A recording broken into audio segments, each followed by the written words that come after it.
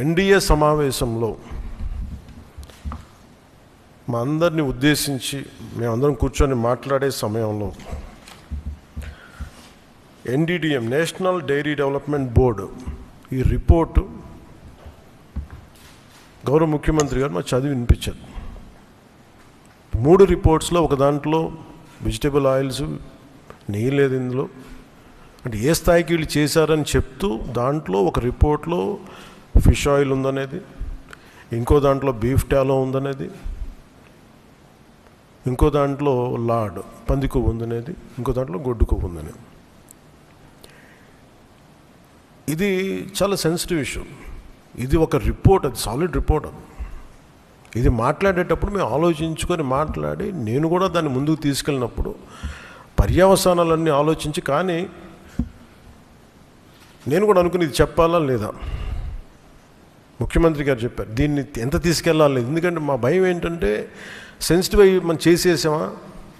భగవంతుడితోటి మీకు గతంలో చెప్పినట్టుగా రామచంద్రమూర్తిగా విగ్రహం తల నరికేస్తే రామతీర్థంలో దాన్ని చేయడం మళ్ళీ ఇప్పుడు చేసి దీని మీద మనం తప్పుగా అనుకుంటారా, లేదంటే దీన్ని కూర్చోబెట్టి రాజకీయ పరంగా లబ్ధి పొందుతారు, ఇలా ఆలోచిస్తారని చెప్పి 1-2 రోజులు ఆలోచించినా కానీ చెప్పకపోతే ఏం జరుగుతుంది. రేపు పొద్దున మీ అందరికీ తెలిసి కూడా మీరు ఎందుకు మాట్లాడలేదు, అదొక ప్రశ్న ఉంటుంది. అందుకని దాన్ని మాట్లాడాల్సి వచ్చింది. ఎందుకంటే ఆల్రెడీ మేము గవర్నమెంట్ ఫామ్ అయ్యాం, 5 years మేమే ప్రభుత్వంలో ఉంటాం. ఇది లాస్ట్ 6 నెలల్లో ఏదైనా ఉందంటే ఒక మేము ఇలాంటి ఏదైనా చేసాం ఒక అర్థం ఉంటుంది. వచ్చిన 2 నెలలు మాకు ఏం అవసరం ఉంది, 5 years ఈ ప్రభుత్వమే ఉంటుంది.